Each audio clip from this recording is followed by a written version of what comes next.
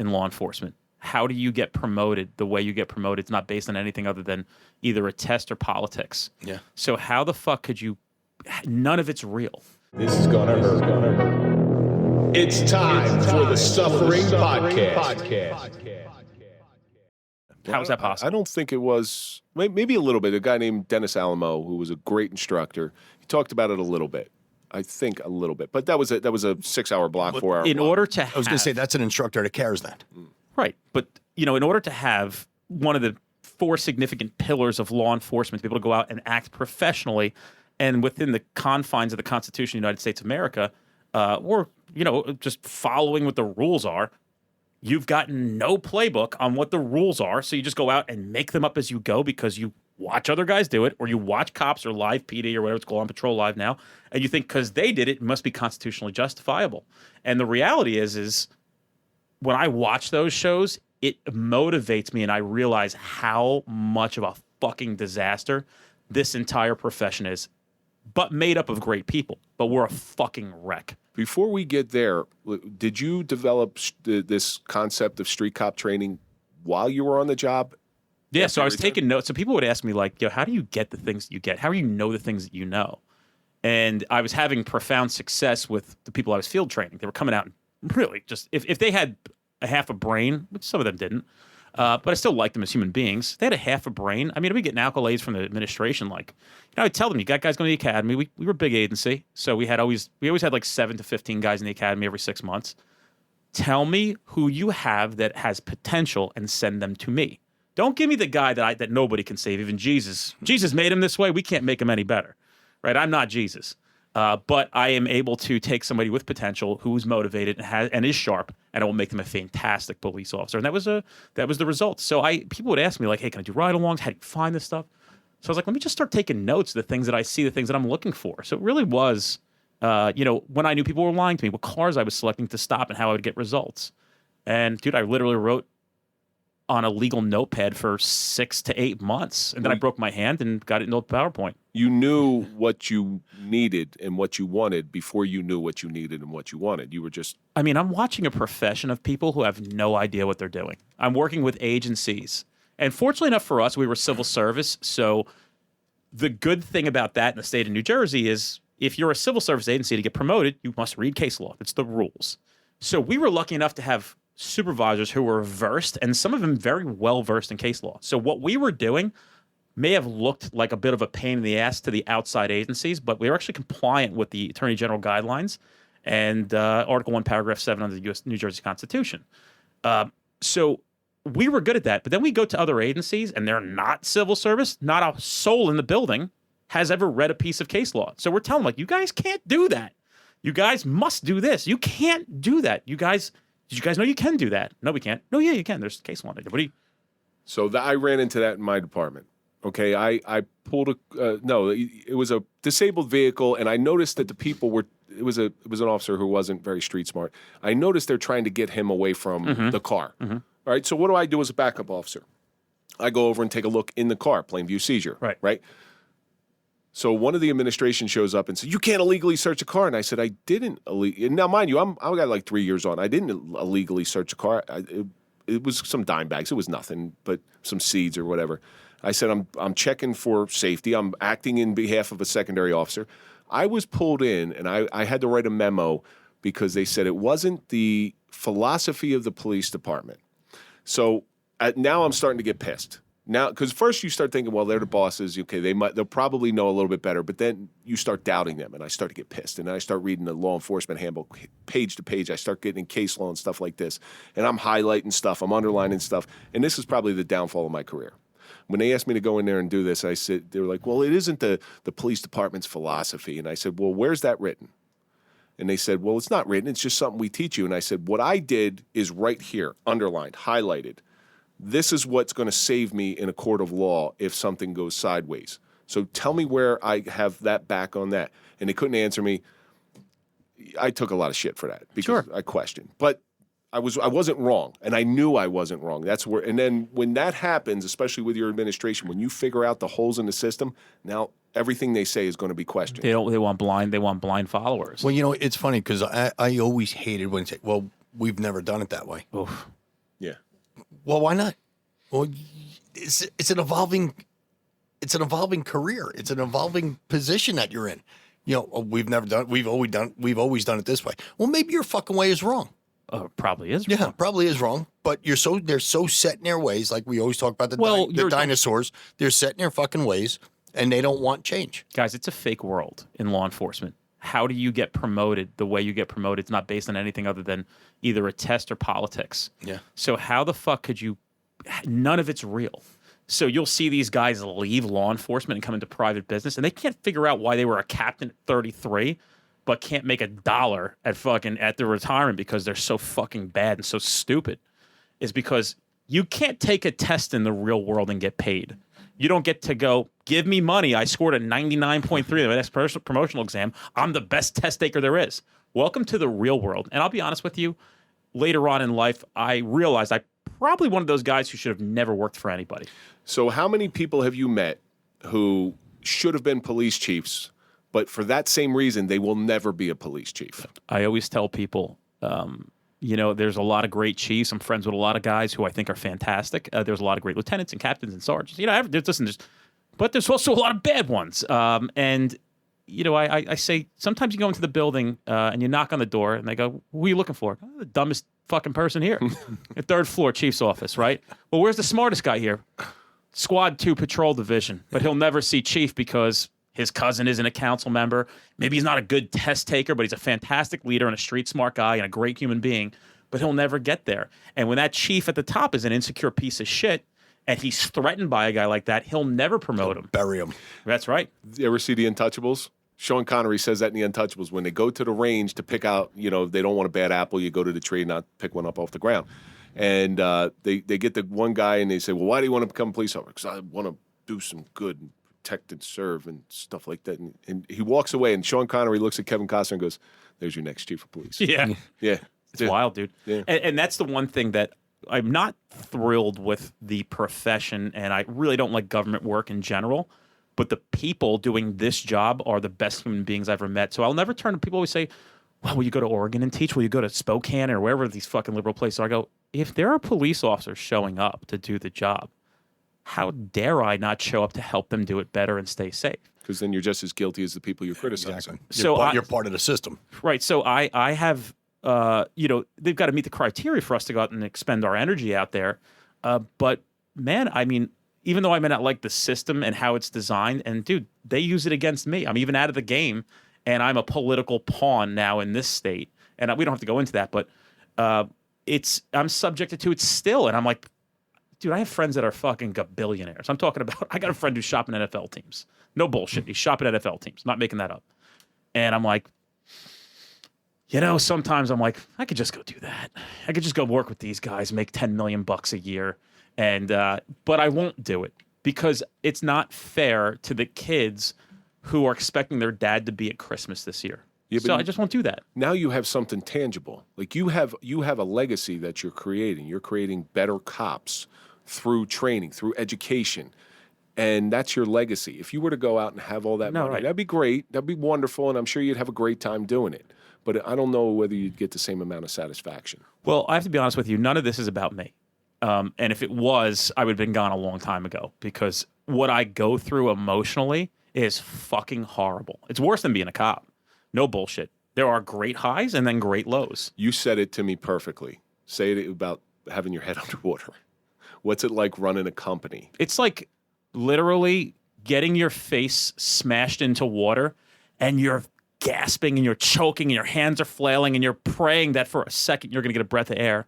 And they pull your head up and you get to look around and go, wow, the world's a beautiful place. This is great. I can't believe that I've made it here. And you get shoved back down to that fucking thing of water and you're drowning again. And dude, right now, mid-June to mid-August is our slow season. There's an opportunity to innovate.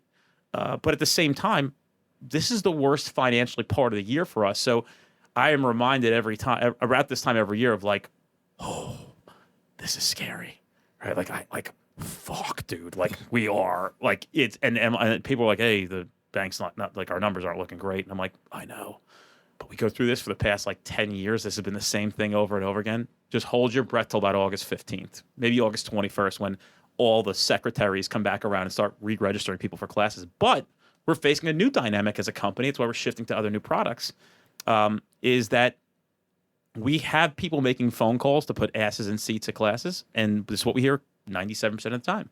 Hey, we got the money. We like your training. We can't send anybody. We got nobody to work the road. So this is a new problem we're facing. We're down to, statistically, I read something the other day, and I don't know how factual it is. We're at 660,000 cops. We're down about 90,000 cops in the country. So if you do the math on that, that's a lot when you talk about manpower issues, especially when we start heading states like, dude, the state of South Dakota has 1,200 cops total, right? Yeah. If you try to unpack that a little bit, they're 10 times the size of New Jersey, and they have 1,200 cops. You got 1,300 in the city of Newark, 25 minutes down the road. So when you're talking, they're down 300-400 cops. The whole state is down 20-30% of cops. Yeah, it's crazy. So that's a problem for us because that's how our bread and butter is made. What I'm going to do now is cater to the problems that we're facing because we know the cops still need training. They just can't get to go to the training, so we must bring the training to them. One thing people will never be able to replace is our quality of training product. People say, oh, you give your stuff away all the time. I go, you're not me. You can have anything that I have. If it helps you, fantastic. If you want to steal it and try to teach it, good luck. Because you can't explain the things that we can explain. You don't know what we know. You don't have case law experts like we do. Even the guys who proclaim to be case law experts, they're fucking idiots. We know that because we have one of the best maybe the best in the country. Zach Miller works for us, and he'll look into something. He's like, hey, that guy's stuff is not that good. He is not doing a good job. He's not explaining. He doesn't know what he's talking about. And Zach's not a guy we're not looking to lock horns with people, but we know that the work we do is important and it's reliable. And, I have a responsibility now, and I really take that seriously. But I also have a life. I'm still a father, and I still want to have things, and I still go through things. You give off this appearance of this squared away, successful guy, runs an incredibly successful business. But it's also important to let people know that, yeah, you struggle with the same things that they're struggling with in their small businesses or their large businesses. That's an important thing because it's the vulnerabilities. Cops are so good at this. Cops are so good at letting everybody see a certain side that they're okay, they're perfectly okay, and inside they're a mess. They're melting. So I'm glad that you shared that, and I want you to keep sharing that. Guy said to me, people come to me at the conference, and they're, listen, man, it's very, very honorable. It's very exciting, and I'm pleased to be able to give people the opportunity to. That salad place, I walk in, a guy's like, no shit, what are you doing here? I'm like, yeah, what's up, man? He's like, oh my God, dude, this is fucking great. Like, I thought I recognized your voice. I heard you on the phone. He's like, I can't believe you're here. And I'm like, yeah. I didn't want to, I didn't want to ask me if you want to, I wasn't even thinking about getting a picture. I was working on other stuff. So, but I'm at the conference and people were like, man, I can't believe I'm meeting you. I'm like, listen, dude, like, it's Thursday. I promise you on Saturday morning, I'm cleaning up dog shit in the backyard in New Jersey. Like, I'm going to be with a fucking little thing out there cleaning up dog shit. I'm going to be fucking, running the vacuum in my pool, taking care of dad shit, being at Little League, going to get pizza in the afternoon. I'm no different than you.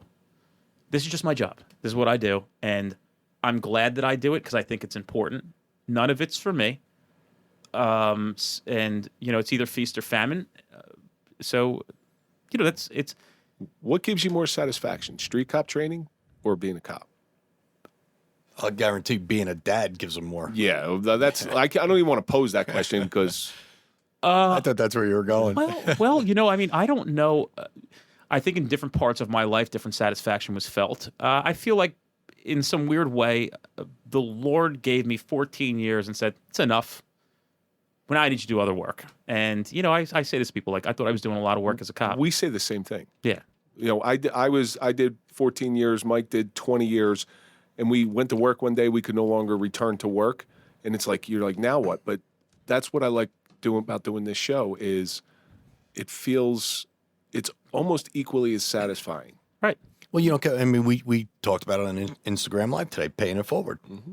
Isn't this what we're doing? We're paying it forward. That's what you're doing. Yeah, that's what you're doing. You're paying it forward. Well, I think that I would tell people like, hey, I thought I was doing a lot of work as one cop. And then when I started teaching guys that I work with, I'm like, it's nice to watch 3 to 5 to 7 other guys go out and do the work. And then when I started teaching people, I'm like, that's cool. We're getting like hundreds of cops now. And now to watch thousands of cops go out and do the work, it's much more satisfying. And my role is different. Now I'm not even really instructing as much as I once was because that's not my role. So I was an instructor having impact on thousands. Now I'm many instructors. I'm just they're a leader and guide them and set them up for success. And we teach, I don't know, maybe this year we'll probably teach 40 to 50,000 cops. Wow, that's great. So, and that's important. And the threshold is set high for the brand of this company. You just don't get to become a street cop instructor. I've had people who've made it to their final stages, and I'm like, yeah, you're not going to be one. And they're like, I don't understand. I'm like, no, it's not going to work. I can't put my name on this. It's for whatever reason it may be. And sometimes it's their behavior. Sometimes it's just their lack of knowledge that they had me duped on. I thought they really know what they were talking about. But at the beginning of it, we probably take 2 to 3% of people who apply to work with this company. 2 to 3%. We probably get 60, 70 applications a month.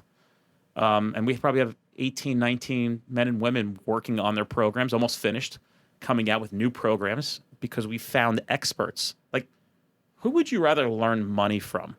My father, who's a fucking electrician at the Port Authority, or Donald Trump? So when we go to academies, you're learning money from my father, who had no money, where we should be learning money from Donald Trump or, Warren Buffett or anybody who actually knows money, who's wealthy. But when you go to the academy, the bar is set so low, you're learning from people who don't know what they're talking about. I can prove that. And I'm saying that, again, to my detriment. It's happening to me now because they get very frustrated that they're being exposed. But what I'm saying is, how can you be upset when we're trying to fix something that inherently saves lives and creates less names on that wall in Washington, D.C.? How the fuck can you comfortably say you're doing a good job when you know you're not, and you won't relinquish it to those who can help to save the lives of your quote unquote brothers and sisters? Isn't it? It's almost like complacency. The old "if it's not broke, don't fix it" theory. It's wild. So they've been sitting there teaching the same fucking thing year after year after year, just going through the motions to get people through the academy. Because they have a certificate that says MOI on it. Yeah. And they checking boxes, brother. They have that certificate, that MOI certificate, and it's a political certificate. I don't care what anybody says, because if you were a guy your department didn't like, they're not sending you to MOI. Here's a little early onset of I put myself through MOI because it's a long story, but I became a firearms instructor like 6 months on the job at my last agency. It's because my field training officer was the range master, and he liked me, he trusted me, he knew I was a bro. I'm a hell of a shot, and I'm a nice guy. Not a dick. Everybody, people once they get to know me like me. At that time, sometimes it's hard to gain some friends. Well, because I'm very confident. I put myself through them. I asked to go to MOI. They refused to send me. I paid my way through. It was $199 to go through MOI because I wanted to teach the academy. And if you let too much time pass as a firearms instructor, you'd have to go back through firearms instructor school if you didn't get MOI, because you couldn't teach the academy if you'd have them like within 3 years of each other. So MOI came up, and this is kind of a funny story. The program that I wrote my course on, they kind of let us for the second or the third one. I think the third one, they let us do whatever we wanted. So I wrote a hysterical program on, at that time, like Jersey Shore was just popping off. So it was Guido identification. And they came to me and said, that was the best. We've been doing this 20 years. That was the best performance we ever. And this is the first time I'm teaching. I go, we're going to ask you this question. You could say no if you don't want to do this, but would you do that again for the other side of the class? That was so fucking funny. So just to go to show you, like, it really was the path that I was going down, because I really wanted to teach and entertain. And I remember a guy coming to class, and he's like, he was teaching on, I think my second program was on like interdiction, how important criminal apprehension was. And this guy came in and he was teaching, the thing that like they play a rubber tube across the road and it counts the cars. Mm-hmm. He's brought that in. He's like, I'm the traffic division. And I was like, teach about criminal interdiction, why it was so important. I'm like, here's the reasons why. We'll catch murderers, we'll catch these guys, we'll catch felons, we'll catch drugs, we'll catch guns, inherently. And he's like, that's a thing of the past. And I'm like, what do you mean? And this prosecutor I later had problems with would tell him, don't do work like that. That's how cops get in trouble. And I said to him, dude, you're a fucking clown. Like, you're literally sitting here hammering tickets down like a psychopath. And you're the guy that everybody really hates. For me, and dude, I wouldn't have had a fruitful career, even after that class, of well over 1,000 arrests with literally 0 complaints. So his theory, based on what this person told him, was completely false. But what he could do is find 3 other people that would subscribe to it with him so he could find his dumb fucking friends to make excuses why they weren't good cops. We'll go out, write tickets, we'll do the traffic division. Like, hey, bro, like, and people apologize when I talk, like, hey, I work traffic, not because I like writing tickets, but like, I need to schedule for my kids' baseball. And I'm like, no, dude, I get it, right? My point is don't believe somebody else's story. Find out for yourself. Well, that's a big piece of advice right there. Make your own mind up, because when you inevitably, for those people who want to become police officers and you make your mind up, you get into that department, there's going to be people the administration like and they don't like, and people are going to say, don't trust this person, but trust this person. Make your own mind up. I learned that very early. Oh, I got to go through that advice too. Make your own mind up, see with your own eyes, judge them on how they treat you and their intentions behind what they treat you. I always say, be you. Yeah. Just be you. You're the best guy in the building was. Don't try to be anybody else. The guy could talk to anybody, and I was him. Yeah. Outside of 2 or 3 people I hopefully got pushed off a cliff by this point in their life, I could go and talk to anybody. I can go and I don't want to say that I was comfortable enough to get things done, but I think I earned the respect of a lot of people. And even people who didn't want to give me the respect gave it to me because they knew I deserved the respect. And I'd get calls from some of these guys sometimes, and I'm like, why is this fucker calling me? Right? Like, hey, we're doing a thing. We're talking about it. If anybody knows anything about this stuff, it's got to be you. We're trying to put something together. What do you think? What's your thoughts? And I'm like, oh, the guy talks shit about me behind my back. Needs me again. Yeah, exactly. Gotcha. If you were an officer and they wanted to get involved in a street cop training class, where do they go? Streetcop.com. Man, you can just put it into Google. We're on every social platform, TikTok, Instagram. Our Facebook group is a significant resource where you have all of our instructors. There's over 50 of us now.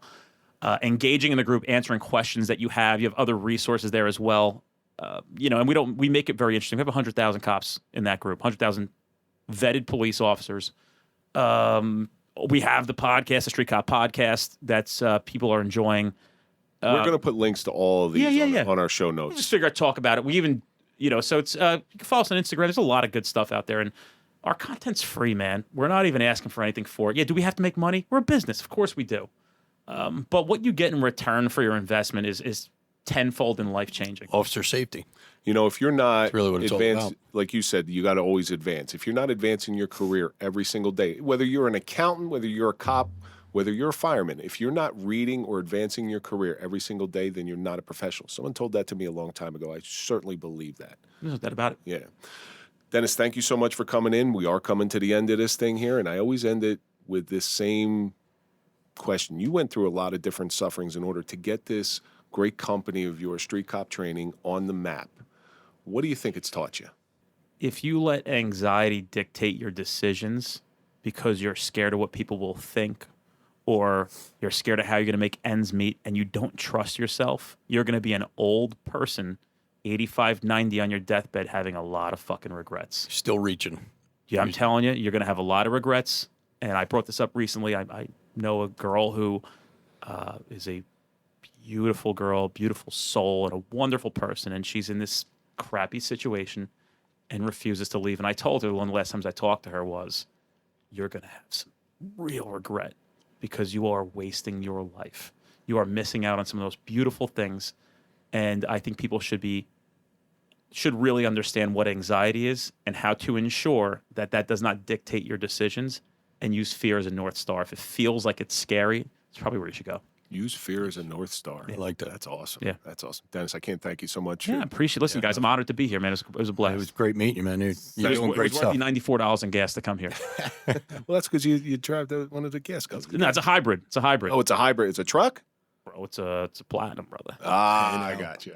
Man, being a street cop and the owner's not that bad. You know? I didn't bring the Benzo up. I'm just saying. It's good to be the king. Yeah. That's going to do it for this episode of the Suffering Podcast, The Suffering of Street Cop. And let's think about all the stuff that we learned.